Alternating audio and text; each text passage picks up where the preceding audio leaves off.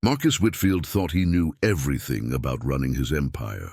27 companies, 4 estates, and a net worth that most people couldn't even pronounce. But when he walked into his kitchen that Tuesday evening and caught his nanny doing something completely unauthorized with his children, everything he believed about control, tradition and family was about to crumble. What happened next would either destroy her career forever or reveal a truth so powerful it would change all their lives. This is that story. Before we jump back in, tell us where you're tuning in from, and if this story touches you, make sure you're subscribed because tomorrow I've saved something extra special for you. The penthouse elevator chimed softly as Marcus Whitfield stepped into his marble foyer, Italian leather briefcase in hand. The merger had taken 14 hours to finalize, but Goldman Industries was finally his. Another victory in a career built on calculated acquisitions and ruthless efficiency. He loosened his Hermes tie, expecting the usual silence that greeted him each evening, his twin 8-year-old children, Emma and Tyler, already tucked away in their rooms with homework and educational tablets. Instead, laughter echoed from the kitchen. Real laughter, the kind he hadn't heard in his home since Sarah died 3 years ago. Marcus paused, his hand frozen on the mahogany banister. When was the last time he'd heard his children laugh like that? The sound was almost foreign in the sterile perfection of his Upper East Side penthouse, where every surface gleamed and every corner held priceless art chosen by interior designers who'd never met his family. He set down his briefcase and followed the sound, his handmade Italian shoes silent against the polished floors. The laughter grew louder, mixed with unfamiliar music and the sizzling of something cooking. Maria Santos, the nanny he'd hired 6 months ago, had strict instructions, organic meals from the pre-approved list, supervised homework time, and lights out by 8:30. No exceptions. As he rounded the corner into the kitchen, Marcus stopped dead. His pristine restaurant-quality kitchen had been transformed into something unrecognizable. Flour dusted every surface. Colorful spices he'd never seen before lined the granite countertop. A large pot bubbled on the stove, filling the air with aromas that made his mouth water despite himself. Emma stood on a step stool, her usually perfect blonde ponytail escaping in wild strands as she stirred something in a wooden bowl. Tyler sat cross-legged on the floor, carefully folding what looked like small dough parcels with intense concentration. And Maria, professional, reserved Maria, who always wore her hair in a tight bun and spoke in measured tones, was moving around the kitchen like a dancer, her dark hair loose around her shoulders, singing softly in Spanish while she guided the children through each step. "Más fuerte, Tyler. Press harder, like this," she demonstrated, her hands covering his small ones as they worked the dough together. "In my grandmother's village, we say the empanadas know when they're made with love," Emma giggled, accidentally spilling flour across the counter. "Mom used to say cooking was messy because it was supposed to be fun." Marcus felt something twist in his chest. Emma rarely mentioned Sarah anymore. The grief counselor had said it was normal, that children processed loss differently. But hearing his daughter's voice light up with that memory hit him unexpectedly hard. "See, your mama was very wise," Maria said gently, helping Emma measure out the next ingredient. "Food is not just about eating. It's about stories, about family, about carrying forward the love from people who came before us. What stories do these have?" Tyler asked, holding up his lopsided empanada. "Ah, these little ones." Maria's voice took on the cadence of a storyteller. "They carry the story of my bisabuela, my great-grandmother, who made them every Sunday after church in a tiny kitchen in El Salvador. She taught my grandmother, who taught my mother, who taught me. Each fold holds a little bit of all their love." Marcus watched his son's eyes widen with fascination. When was the last time anyone had told Tyler a story that wasn't from one of his educational programs? "And now you're teaching us?" Emma asked. "Now I'm sharing the story with you," Maria corrected softly. "Because you are part of my family now too, even if it's different than the family I grew up with." The words hit Marcus like a physical blow. Family. When had he stopped thinking of his household as a family and started treating it like a business operation? Scheduled meals, structured activities, hired professionals, managing every aspect of his children's lives while he conquered the corporate world. He remained hidden behind the kitchen island, paralyzed by indecision. According to the rules he'd established, this was grounds for immediate termination. Maria had deviated completely from the approved meal plan. She'd made a mess of his kitchen. She'd introduced unauthorized cultural elements into his children's routine, but Emma was laughing again, really laughing, as she accidentally dropped dough on her feet. And Tyler was asking questions, not the mechanical questions from his tutoring sessions, but genuine, curious questions about Maria's family, her grandmother's village, the spices she was using. "Maria," Emma said suddenly, "do you miss your family?" The nanny's hands stilled for just a moment before continuing their rhythmic folding. "Every day, Mira. But missing them doesn't have to be only sad. It can be grateful too. When I cook their recipes, when I tell their stories, they're here with me, like how Daddy has Mom's pictures in his office." Marcus felt his breath catch.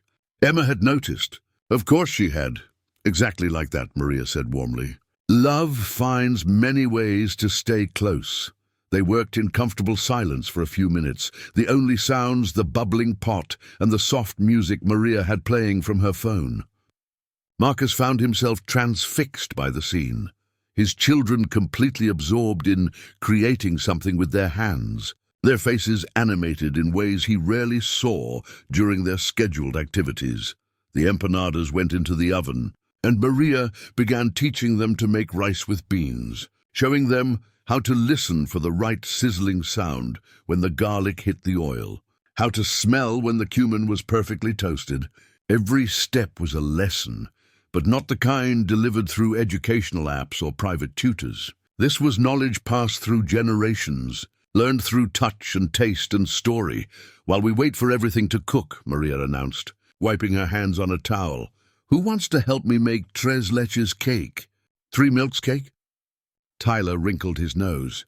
"That sounds weird." "Weird can be wonderful," Maria laughed. "Trust me." As she pulled ingredients from the refrigerator, ingredients Marcus was certain hadn't been on any approved shopping list, he realized he was facing a choice that went far beyond employment policies. Everything he'd built since Sarah's death had been about control, about creating structure and safety for his children in a world that had proven it could take away the people you loved most. But watching Emma carefully separate eggs while Maria guided her hands, seeing Tyler's face light up as he tasted the cake batter and declared it the best thing ever, Marcus began to wonder if his version of safety had actually been a prison. The timer chimed, and Maria pulled the empanadas from the oven, golden and perfect.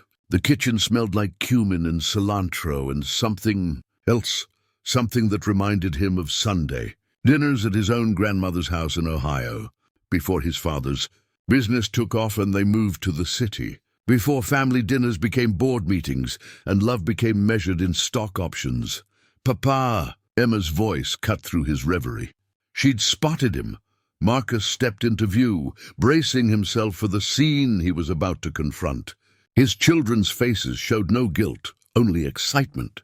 They were covered in flour, their clothes stained, their hair disheveled. They looked, he realized with a start, like children.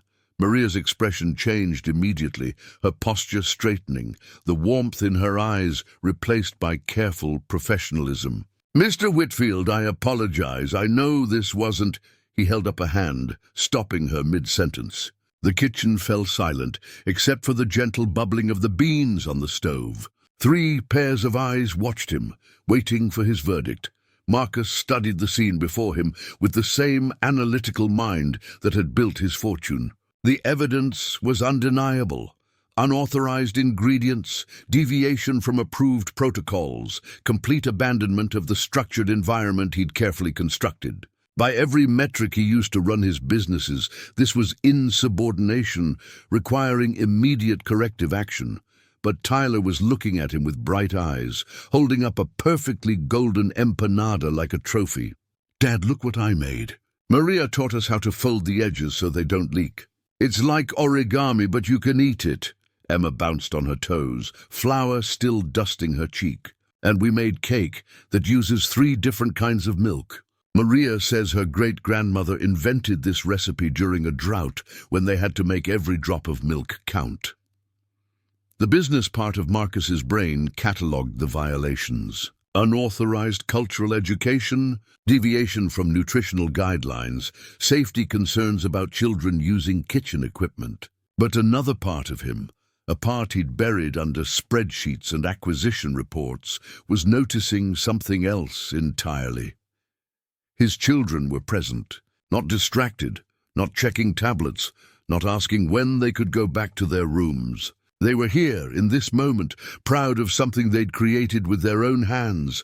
Maria stood perfectly still, her professional mask firmly back in place. "Mr. Whitfield, I take full responsibility. The children asked about my family's traditions, and I thought—" She stopped herself, shaking her head.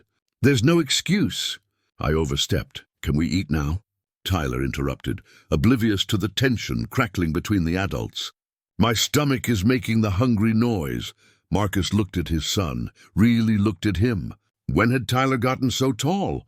When had his baby roundness been replaced by these sharp cheekbones that reminded Marcus so painfully of Sarah? The boy was 8 years old, and Marcus realized with a shock that he couldn't remember the last time they'd had a conversation that wasn't about homework scores or violin practice schedules.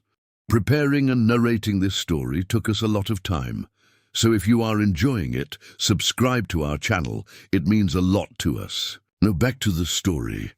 "The empanadas need to cool for 5 minutes, Maria said quietly, her voice carefully neutral. "But we could start with the rice and beans if—" "Maria taught us that food tastes better when families eat together," Emma added, completely unaware that she'd just delivered the most damning evidence against the nanny. Family dinners were another casualty of Marcus's efficiency-focused lifestyle. The children ate at 6:30 sharp while he worked late, their meals supervised by whatever staff member was available. Marcus felt something crack inside his chest. "When did you last eat dinner with other people, Emma?" His daughter tilted her head, thinking, "At school lunch? But that's not really eating together because we're not allowed to talk much. Mrs. Patterson says digestion requires focus." Tyler nodded sagely. "And at home we eat with whoever's watching us, but they usually just check their phones." The words hit Marcus like a physical blow. He'd hired Mrs. Patterson, the children's etiquette instructor, specifically to teach them proper dining habits. He'd structured their meals for optimal nutrition and minimal disruption to his work schedule. He'd thought he was giving them everything they needed. "In El Salvador," Maria said softly, then caught herself and looked at Marcus apologetically. "I'm sorry, I shouldn't—" "No," Marcus surprised himself by saying. "Tell us about El Salvador." Maria blinked, uncertain. "Sir, you were going to tell us something about how families eat in El Salvador. I'd like to hear it." The children perked up immediately, sensing a shift in their father's mood that they couldn't quite interpret but instinctively welcomed. Maria glanced at Marcus again, reading permission in his expression. "In my grandmother's village, dinner wasn't just about food. It was about the day's stories. Everyone would gather around one table. Grandparents, parents, children, sometimes neighbors who didn't have family nearby. The meal might be simple, just rice and beans and tortillas, but the conversation," she smiled, lost in memory, "it could last for hours." "Hours?" Tyler's eyes widened. "What did they talk about for hours?"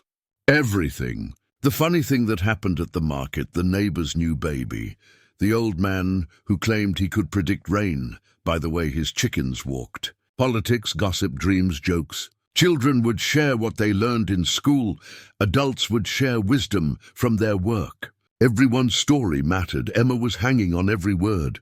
Even the children got to talk, especially the children. In my culture, we believe children see the world with fresh eyes. They notice things adults miss because we're too busy thinking about grown-up problems." Marcus felt heat rise in his cheeks. How often did he ask his children what they'd noticed about the world? When did he last seek their perspective on anything beyond their academic performance? "What did you notice about your day, Emma?" he asked suddenly. His daughter startled, as if she couldn't believe he was asking. "Really? Really?" Emma's face scrunched in concentration. "Well, the doorman, Mr. Rodriguez, looked sad today, but he tried to smile when he saw us. And there was a lady in the elevator who had paint under her fingernails. And I wondered what she was painting, and—" She paused, glancing at Maria, and Maria always hums when she cooks. But it's different songs, depending on what she's making. Happy songs for cake, gentle songs for rice. Marcus stared at his daughter. When had she become so observant? When had she started noticing other people's emotions, paying attention to details that revealed stories? He thought about his own day, the merger, the negotiations, the numbers on spreadsheets, and realized he couldn't remember noticing a single human detail. "That's very wise, Mija," Maria said warmly. "You have your mother's eyes for seeing people's hearts." The casual reference to Sarah should have been another boundary crossed, but instead it felt like a gift. No one talked about Sarah anymore. The grief counselor had said it was better to focus forward, not backward. The household staff had been instructed not to bring up painful memories. Marcus himself had packed away most of her photos, except for the one in his office, thinking it would help the children heal faster. "Mom used to notice things like that too?" Emma asked eagerly. Marcus felt his throat tighten. "She did. She once spent an entire dinner telling me about the barista at her coffee shop who was learning to paint, because she'd noticed his hands always had tiny specks of color on them." "What else did she notice?" Tyler chimed in, and suddenly Marcus found himself talking about Sarah in a way he hadn't in 3 years. Not about her illness or their loss, but about who she'd been. How she'd known which grocery store clerk was saving for nursing school and always went to his line to encourage him. How she'd remembered the names of all the neighborhood dogs and carried treats in her purse. How she'd been able to guess what kind of mood Marcus was in just by watching him walk through the door. "She sounds like she had a beautiful heart," Maria said softly. "She did." Marcus looked around the messy kitchen, at his children's flour-dusted faces, at the bubbling pot of beans that smelled like warmth and tradition. She would have loved this. The words slipped out before he could stop them, and he realized they were true. Sarah would have adored seeing their children learn about other cultures, would have been fascinated by Maria's family stories, would have insisted they all sit down together to eat this meal properly. "The empanadas should be cool enough now," Maria said gently, as if sensing that Marcus needed a moment to process his revelation. She began plating the food, showing Tyler and Emma how to serve rice alongside the empanadas, how to sprinkle fresh cilantro on top. The 3 leeches cake sat cooling on the counter, promising sweetness to come. "Should we eat in the dining room?" Emma asked, already knowing the answer. Meals were always in the dining room, at the formal table that seated 12, but felt cold and empty when occupied by just 2 children and a supervising adult. Marcus looked at the kitchen island, still dusted with flour, surrounded by the warmth and chaos of actual cooking. "What if we ate right here?" Both children looked at him as if he'd suggested flying to the moon. "Here?" Tyler repeated. "In the kitchen?" "Why not? Maria's family eats where they cook. Maybe we should try it," Maria began to protest. "Mr. Whitfield, I couldn't presume to eat with you and the children. I'm staff." "Your family," Marcus said, the words surprising him even as he spoke them. Emma said it herself. "You're part of our family now." The silence that followed was loaded with possibility. Marcus could see Maria processing his words, could see his children's faces light up with an excitement they rarely showed at formal dinner time. "Besides," he added, pulling out one of the kitchen stools, "someone needs to tell us more about these empanadas. I have a feeling there are more stories where that one came from." Maria's hands trembled slightly as she set down the serving spoon. In 6 months of working for Marcus Whitfield, she'd never seen him like this, sitting at his own kitchen island, sleeves rolled up, asking his children about their observations instead of their test scores. The transformation was so sudden, it felt almost dangerous, like watching someone step too close to the edge of a cliff. "I don't want to overstep again," she said carefully. "Perhaps it would be better if I served the children and then—" "Maria!" Marcus's voice was firm but not unkind. "Sit down, please." Tyler had already claimed a stool and was examining his empanada with scientific curiosity. "It's like a little present wrapped in bread. What's inside?" "Chicken with vegetables and spices," Maria explained, still standing uncertainly. "But the filling changes, depending on what you have. My grandmother used to say an empanada could hold anything: meat, cheese, fruit, even just beans and rice when times were hard. So they're like edible purses," Emma declared, making Tyler giggle. Marcus pulled out the stool next to him and looked at Maria expectantly. After a moment's hesitation, she sat down, her posture still formally straight. The first bite was a revelation. Marcus had eaten in Michelin-starred restaurants around the world, had personal chefs who crafted meals from the finest ingredients money could buy. But this empanada, made in his own kitchen by hands that had learned the technique from a grandmother in a village he'd never heard of, tasted like something he'd been missing without knowing it. "This is incredible," he said, and meant it. Tyler was already reaching for a second one. "It tastes like a story." "What does a story taste like?" Emma asked, amused by her brother's description. Tyler chewed thoughtfully. "Like when someone cares enough to teach you something special, like when Grandpa showed me how to whittle that time, and the wood smelled different because his hands had touched it." Marcus nearly choked on his bite. He'd forgotten about that visit to Sarah's father, how the old man had spent an entire afternoon teaching Tyler to carve a simple bird from a piece of pine. Tyler had treasured that rough little carving for months, carrying it in his pocket until it was smooth from handling. "When did you get so wise?" Marcus asked his son. Tyler shrugged. "I think I always was, but nobody asked me about it before." The simple honesty of the statement hit Marcus like a sledgehammer. How many insights had his children kept to themselves? Because he'd been too busy or too focused on measurable achievements to ask for their thoughts? Maria ladled rice and beans onto their plates, the aromatic steam rising between them. "In my family, we have a tradition. Everyone shares one thing they learned that day before we eat." "What if you didn't learn anything?" Emma asked. "There's always something," Maria smiled. "Sometimes it's big, like discovering you're braver than you thought. Sometimes it's small, like noticing how sunlight looks different through rain." Tyler bounced in his seat. "I learned that empanadas are like edible stories, and I learned that Dad knows more about Mom than I thought," Emma added, glancing at Marcus with new curiosity. All eyes turned to Marcus. He felt exposed, uncertain. When was the last time anyone had asked him what he'd learned? His days were about executing plans, not discovering new truths. "I learned," he said slowly, "that I've been solving the wrong problems." The words hung in the air. Maria raised an eyebrow slightly, but said nothing. "What do you mean, Papa?" Emma asked. Marcus set down his fork, considering how to explain concepts he was still working through himself. "I've been trying to give you everything I thought you needed. The best schools, the best teachers, the best opportunities. But I forgot to ask what you actually wanted." "We want to spend time with you," Tyler said immediately, with devastating simplicity. "And we want to know about Mom," Emma added. "Not just that she died, but who she was. The happy parts."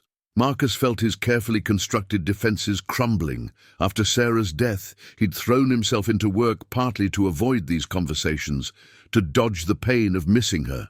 He'd convinced himself that providing for his children's future was more important than processing their shared past. "Your turn, Maria," he said, deflecting attention from his own emotional overwhelm. Maria looked surprised. "Me? What did you learn today?" She was quiet for a long moment, absently stirring her rice. "I learned that taking risks can lead to unexpected gifts." "You mean cooking for us?" Tyler asked. "I mean trusting that Mr. Whitfield might understand why traditions matter, even when they don't fit the rules." Marcus met her gaze across the kitchen island. Why do they matter, Maria? Help me understand. She set down her spoon, choosing her words carefully. When I was 7, my family came to America. We left everything behind. Our house, my grandfather, most of our belongings.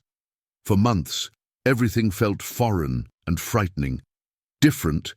Language, different food, different ways of doing everything. The children listened intently, unused to adult conversations that included them rather than happening around them. But every Sunday, my mother would make empanadas exactly the way her mother had taught her. She'd tell us stories about our family. In El Salvador, about the mountains where our great-grandfather grew coffee, about the market where our great-grandmother sold flowers. For those few hours, we weren't strangers in a strange land. We were connected to something bigger than ourselves. Did it make you less sad? Emma asked softly. It didn't make the sadness go away, Maria admitted. But it made the sadness feel purposeful, like we were honoring the people we missed by carrying their love forward. Marcus felt something shift in his chest. Since Sarah's death, he'd been trying to make the sadness disappear entirely, for himself and for his children. He'd removed reminders, avoided conversations, structured their lives around progress rather than processing. But what if grief wasn't something to eliminate, but something to transform? Is that why you wanted to teach Emma and Tyler about your food? He asked. Partly. Maria hesitated, then continued, but also because they seemed hungry, not for food, but for connection, for stories that made them feel part of something larger than homework and schedules. Tyler had been listening with unusual focus for an 8-year-old. Are we hungry like that? What do you think? Marcus asked gently. Tyler considered this seriously. I think maybe we are. Like when you're really hungry but you don't know what you want to eat, so nothing sounds good. Emma nodded vigorously. Yes, like that feeling, but for family stuff. Marcus looked around the table. The kitchen island that had never hosted a family meal, now covered with flour and populated by 3 people, engaged in the most honest conversation he'd had in years. The formal dining room, with its crystal chandelier and antique table, suddenly seemed ridiculous. Why had he been serving his children institutional meals in a museum when they could have been sharing stories over simple food in the warmth of the kitchen? What would you think, he said slowly, if we started having dinner together more often? Not in the dining room, but here, with stories and conversation. Every night? Emma asked hopefully. Well, I travel sometimes for business.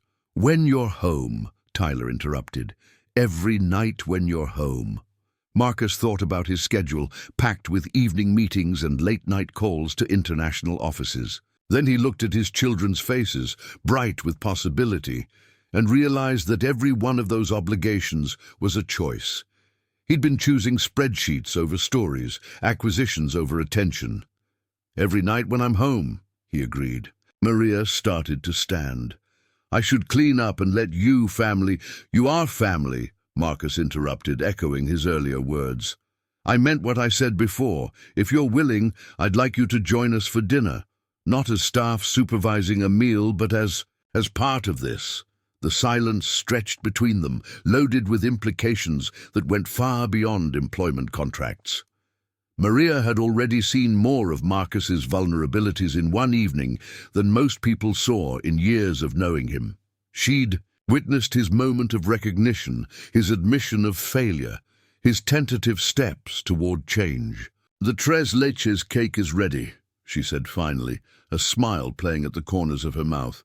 Tyler clapped his hands. The 3 milk cake. I forgot about the 3 milk cake. As Maria served generous slices of the dessert, Marcus marveled at how much had changed in the span of a single meal. This morning, he'd been the undisputed master of his domain, with clear rules and predictable outcomes. Tonight he was discovering that the most valuable lessons might come from a nanny who ignored his instructions and two children who'd been waiting patiently for him to notice them. The cake was impossibly light, soaked in sweetness but not cloying, with a complexity that revealed itself slowly with each bite. "This is magic," Emma declared, cream on her upper lip. "No," Marcus said, looking around the table at his flour-dusted children and the woman who'd somehow cracked open his carefully controlled world. "This is family." 3 weeks later, Marcus found himself doing something he hadn't done since college, leaving the office at 5:30. His assistant Rebecca had nearly fallen off her chair when he'd announced he wouldn't be taking any meetings after 4 p.m. going forward. "But sir, the Tokyo investors want a video conference at 6. Reschedule it," Marcus had said, already packing his briefcase. "I have a dinner appointment." Rebecca had stared at him as if he'd announced plans to join the circus. In 15 years of working for Marcus Whitfield, she'd never known him to prioritize anything above a potential deal. Now, as he rode the elevator up to his penthouse, Marcus could smell the familiar aroma of cumin and garlic wafting through the hallway. The scent had become as much a part of coming home as the doorman's greeting or the view of Central Park from his windows. He pushed open the door to find chaos that would have horrified him a month ago. Tyler was standing on a chair, carefully layering ingredients into a glass bowl under Maria's watchful guidance. Emma sat cross-legged on the floor, reading aloud from what appeared to be a Spanish cookbook, her pronunciation making Maria giggle despite her earnest concentration. "Papa!" Tyler called out, using the Spanish word that had somehow replaced Dad without any official announcement. "We're making tiramisu, but Maria's version with coffee from El Salvador. And I'm learning to read Spanish," Emma added proudly. "Maria says if I'm going to cook food from her culture, I should understand the words." Marcus loosened his tie, struck by how natural this scene had become. 3 weeks ago, his children's afternoon activities had been rigidly scheduled. Violin lessons, tutoring sessions, art classes with instructors who treated creativity like a mathematical equation. Now they spent their after-school hours learning organic lessons that seemed to teach them everything at once. Language, culture, patience, tradition. "How was your day, mi amor?" Maria asked, the casual endearment slipping out before she caught herself. Her cheeks flushed slightly, but Marcus found he didn't mind the intimacy. Somewhere in the past few weeks, the boundaries between employer and employee had blurred into something neither of them had quite named.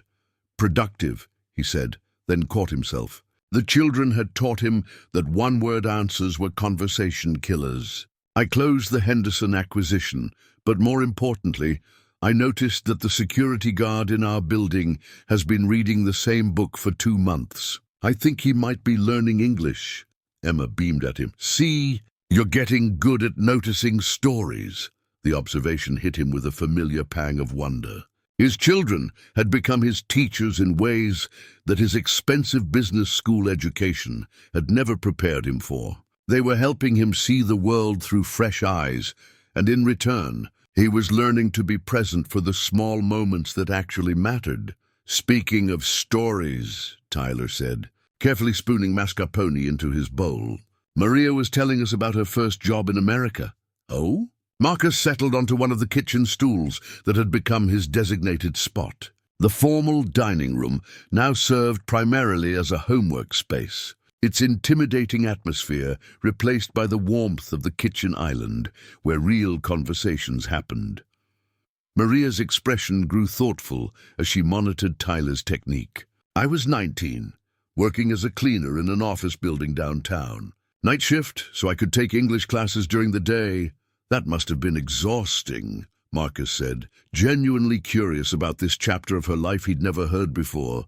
"It was. But I remember walking through those empty offices, looking at the family photos on people's desks, wondering about their lives. Some desks were neat and organized, others covered in children's drawings and coffee rings. I used to imagine what the people were like based on how they arranged their spaces."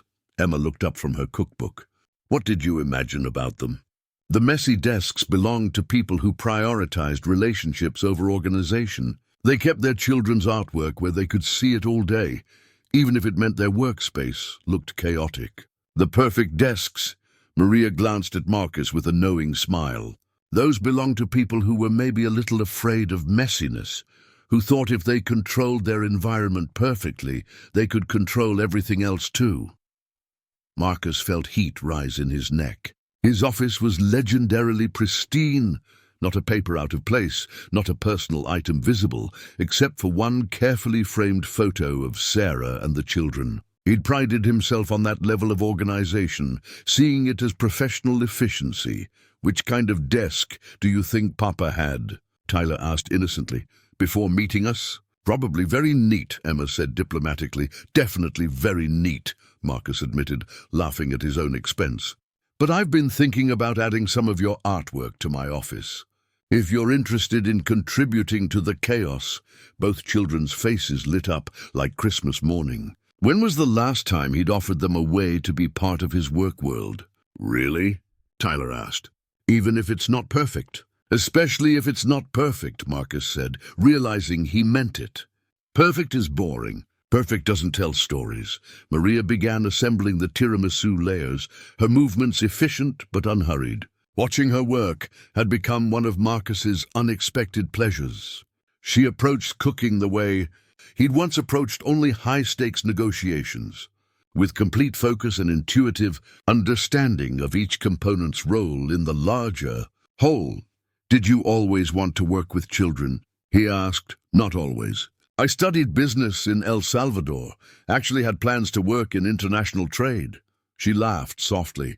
"I suppose I ended up in international relations anyway, just not the kind I expected." "What changed?" Maria paused in her layering, considering the question. "My youngest cousin was born with developmental delays. I spent a summer helping care for him while my aunt worked. Watching him discover the world, seeing how patient love could help him achieve things doctors said might be impossible. I realized that raising children isn't just about keeping them safe and fed. It's about recognizing the unique person they're becoming and helping them flourish." "Is that why you didn't follow the meal plans I gave you?" Marcus asked, genuinely curious rather than accusatory. "The meal plans were nutritionally perfect," Maria said carefully.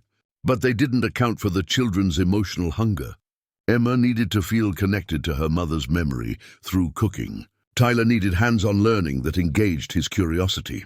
"You can't address those needs with pre-portioned organic meals delivered on a schedule," Marcus nodded slowly. Another expensive consultant had failed him by solving only the surface problem while missing the deeper need entirely.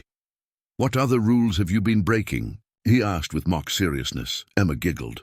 "She lets us stay up 15 minutes past bedtime if we're in the middle of a really good story.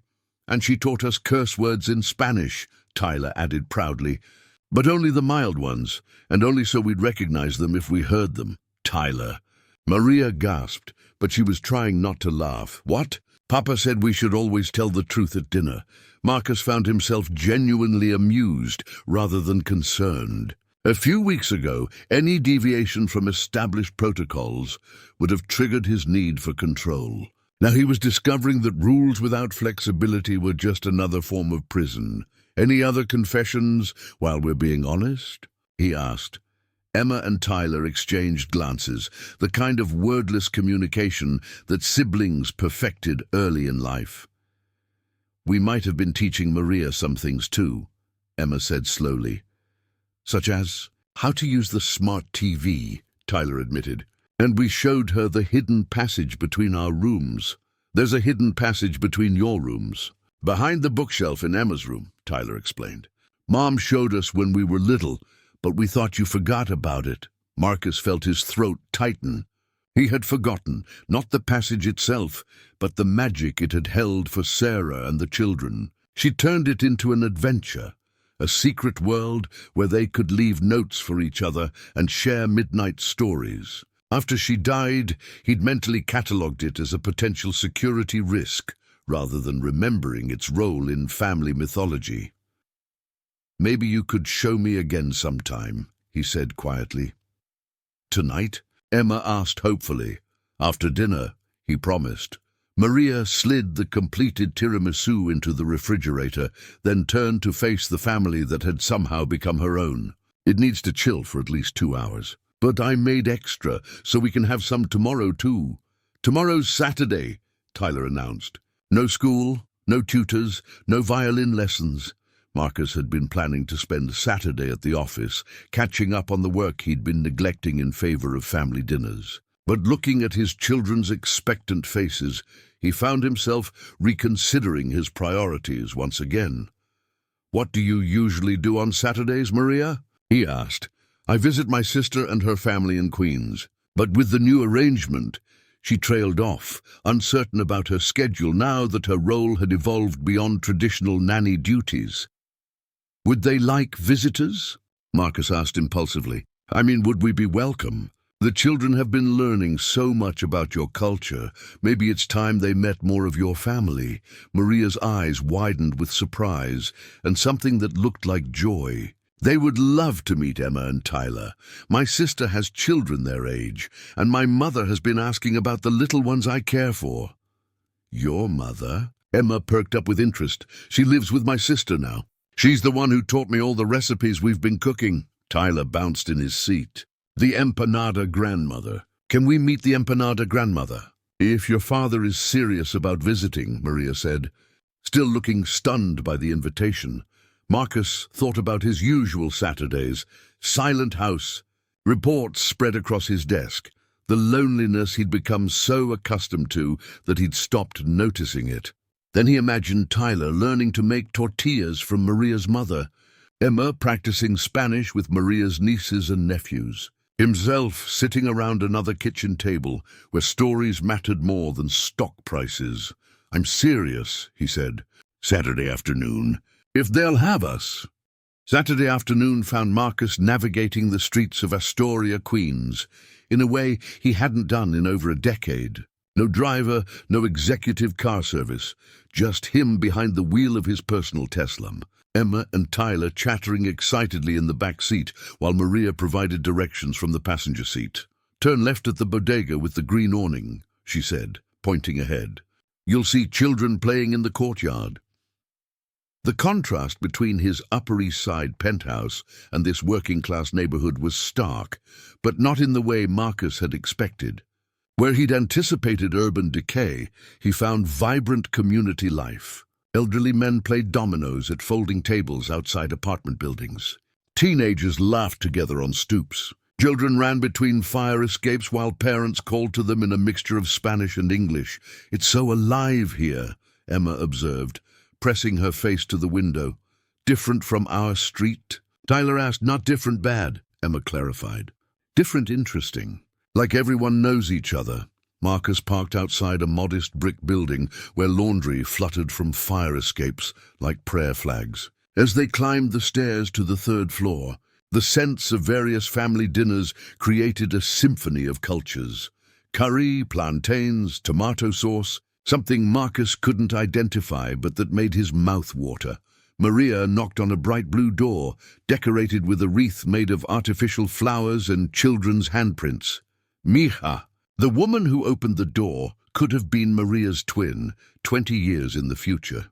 She swept Maria into an embrace that lasted several heartbeats before turning curious. Welcoming eyes to Marcus and the children. "This is my sister Carmen," Maria said.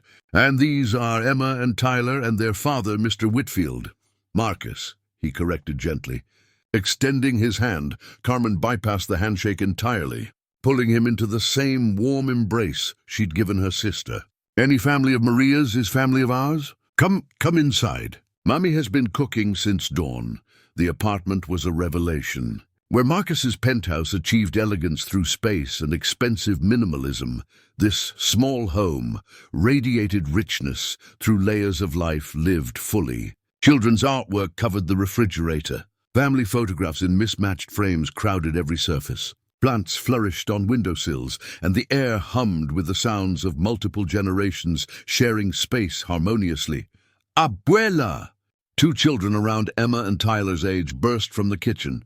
followed by an elderly woman who moved with surprising agility despite her white hair and weathered hands. "Ah, los niños famosos," she said, her eyes twinkling as she looked at Emma and Tyler. "I am Esperanza, but you call me Abuela, like all the children." Tyler stepped forward with the confidence he'd developed over weeks of family dinners. "Are you the empanada grandmother? Maria told us you know all the best stories." Esperanza's laugh was like music. "Stories, see. But first, you help me finish cooking, and then we eat, and then stories with full bellies." The next 2 hours unfolded like a masterclass in family dynamics. Emma found herself partnered with Carmen's 10-year-old daughter Sophia, grinding corn for fresh tortillas. Tyler was enlisted by 8-year-old Miguel to help set the long table that somehow accommodated 12 people in a dining area designed for 6.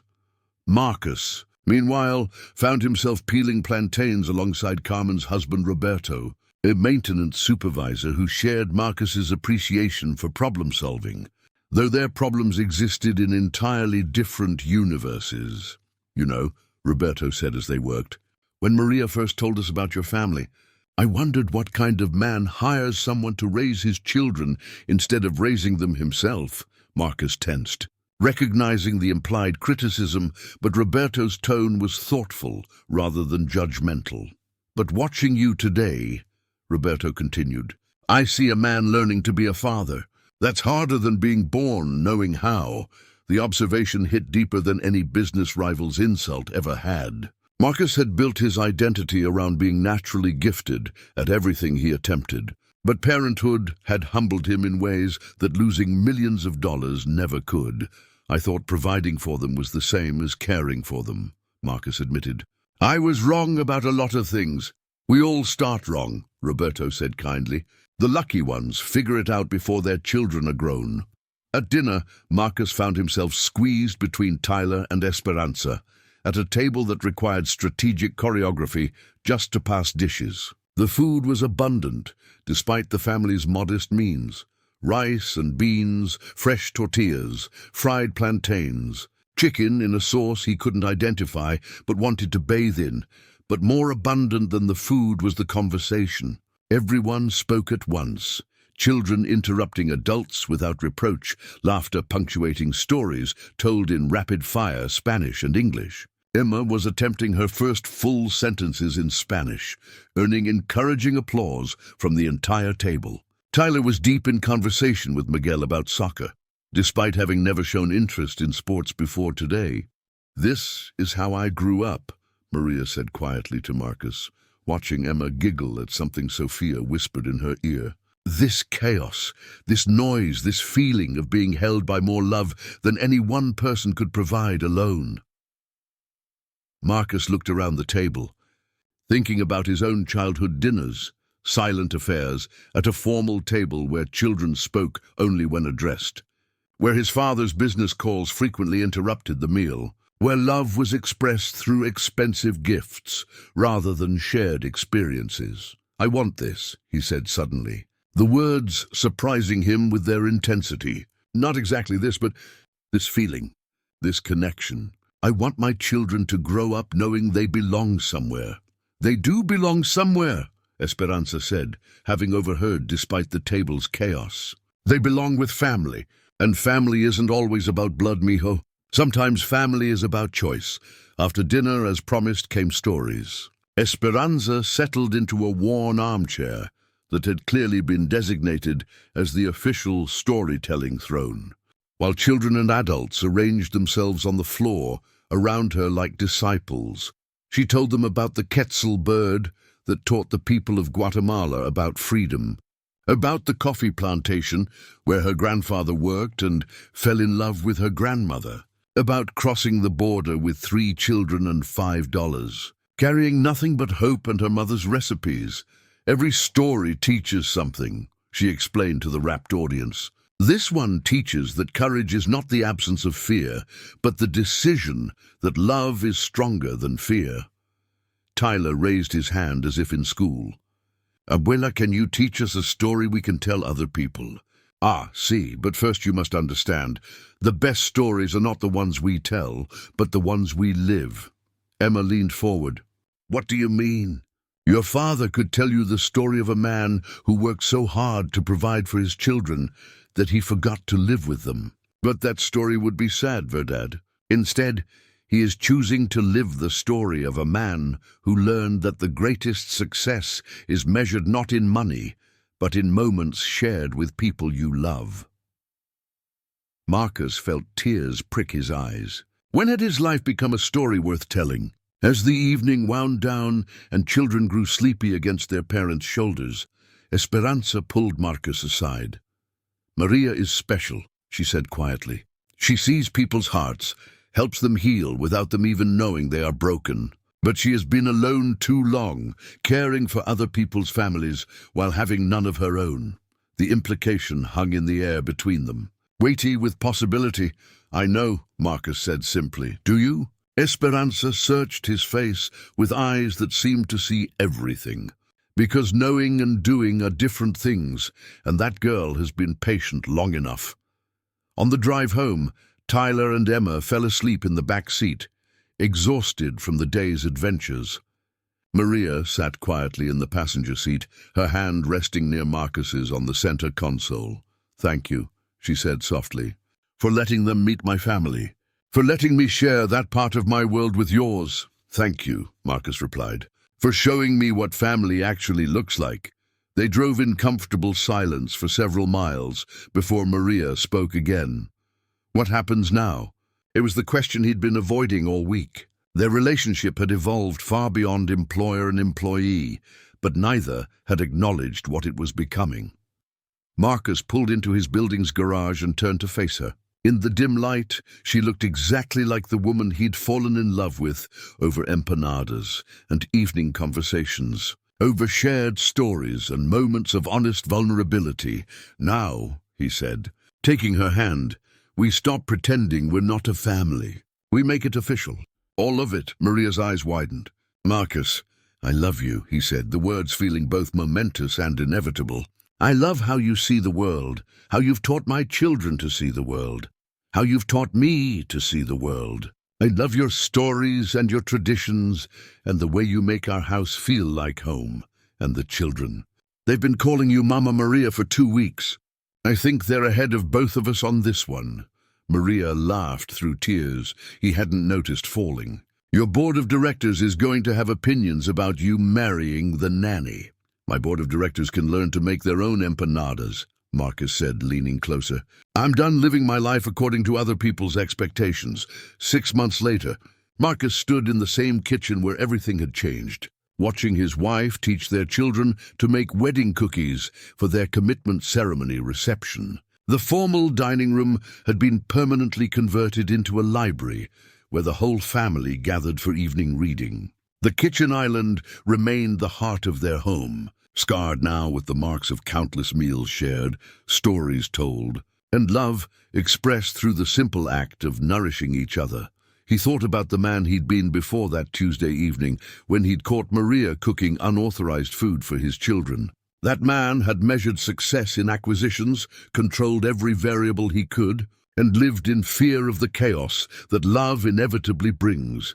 This man, husband, father, part of an extended family that included sisters and mothers and cousins who'd chosen to claim him, measured success in laughter around dinner tables, in children who felt secure enough to ask difficult questions, in a wife who taught him that the best stories aren't about avoiding mess, but about finding beauty within it.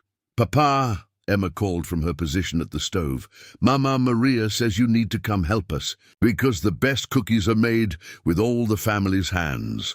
Marcus rolled up his sleeves and joined them. Flour, inevitable and joy abundant, ready to help create something sweet from simple ingredients and infinite love. Up next, you've got 2 more standout stories right on your screen. If this one hits the mark, you won't want to pass these up. Just click and check them out. And don't forget to subscribe and turn on the notification bell so you don't miss any upload from us.